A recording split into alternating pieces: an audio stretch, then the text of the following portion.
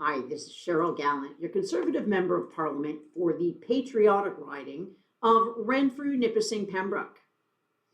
The biggest lie the Liberals and their media allies have been telling is that Canadians get back more in carbon bribes than they pay in carbon taxes. Now, some Canadians must pay income tax on their carbon tax rebates. When Trudeau imposed his tax on some provinces, he originally promised small business owners would get rebates equal to 10% of the tax collected. But as individuals began to receive their carbon rebates, the check Trudeau promised to small businesses never came. At one point, Trudeau tried to blame rural Canadians for the Liberal delay in getting the rebates to small businesses. Trudeau actually said that the delay was because of his plans to double the rural rebate.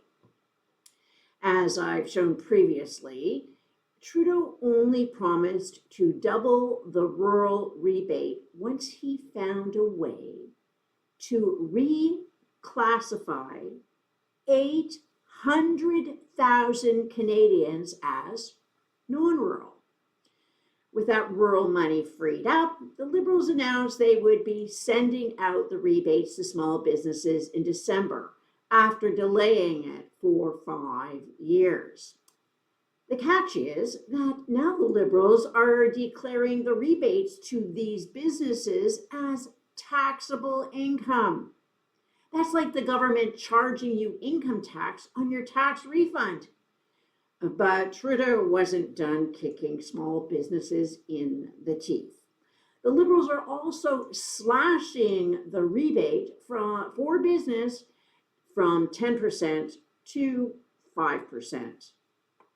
No small business can eat these extra costs and stay in business. More people cannot eat because of the carbon tax. All of it, every tax, and every tax on top of a tax gets passed on to consumers. That is the point of the Liberal carbon tax. The Liberals think that if they make life less affordable, you'll have less money to spend. With less money to spend, you will emit less carbon dioxide. Just listen to the lies this former Olympic kayaker was paddling. Perspective. Canada's 0.5% of the world's population. We are responsible for 1.5% of global emissions, which means, for my Conservative members opposite, that means we're more than 3 times higher than average. So it's important to recognize that we measure emissions not by a flag, not by how many flags a country has, most countries have one, but by per capita.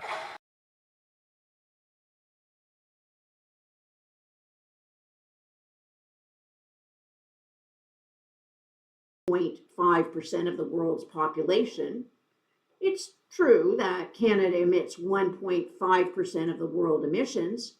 What they left out is that Canada's GDP is 2% of the world's GDP.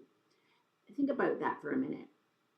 This means that the rest of the world, the other 99.5% of people on this planet, only produce 98% of the goods and the services for the world.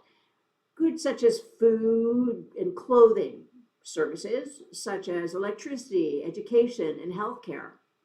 Not only is the rest of the world not carrying its weight, but the rest of the world produces 98.5% of the emissions. Pound for pound, dollar for dollar, whatever way you want to count it, the rest of the world pollutes more to produce less.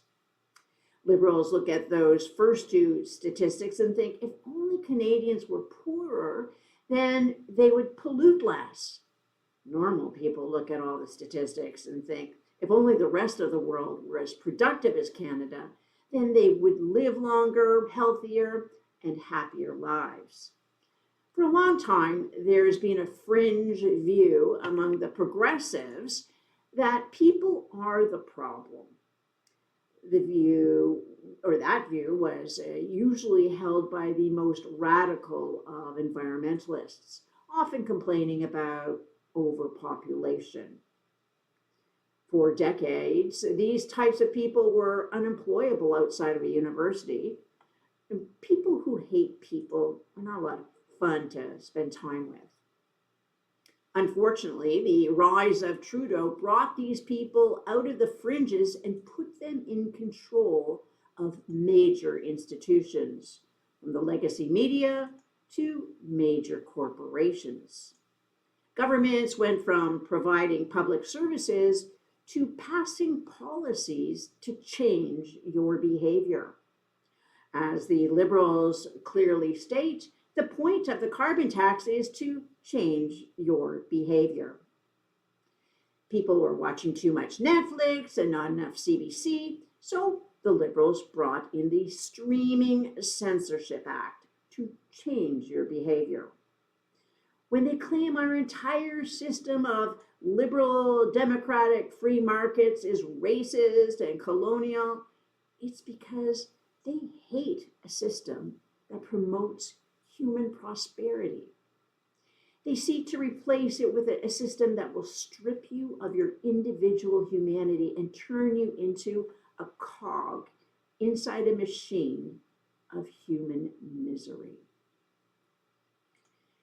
Each year on Remembrance Day, we renew our vow to never forget the sacrifice paid by our soldiers during the First and Second World Wars. This year, we saw what happens when people forget. Worst of all, the people forgetting are the same people charged with educating our children. A school in Halifax, home to the largest naval base in Canada and tens of thousands of veterans, sent out a notice saying veterans were welcome to participate in the school's Remembrance Day, but they couldn't wear their uniforms. A principal in Ottawa's Sir Robert Borden High School chose to play a pro-Palestinian resistance song in Arabic during the school's 3 ceremonies.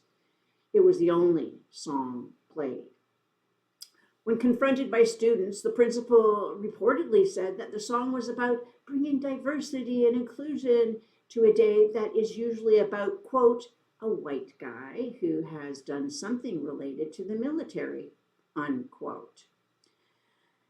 While this woke principal was claiming Remembrance Day is racist, the Dutch were holding a special Remembrance Day event to honor First Nations soldiers from Canada who had fought and died to help liberate their country. Just like the bureaucrats at Parks Canada erased Indigenous history to push a narrative about colonialists erasing Indigenous history, the principal forgets the memory and the legacy of Indigenous soldiers in the 2 world wars in the name of diversity and inclusion.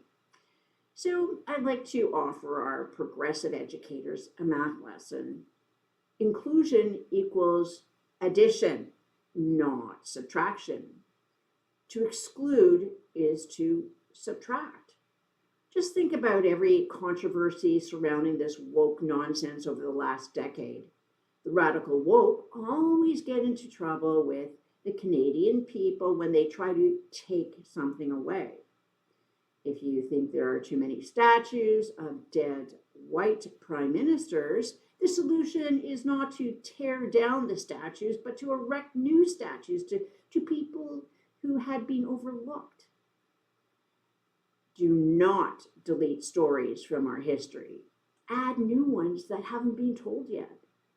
Do not remove books like To Kill a Mockingbird. Add new books.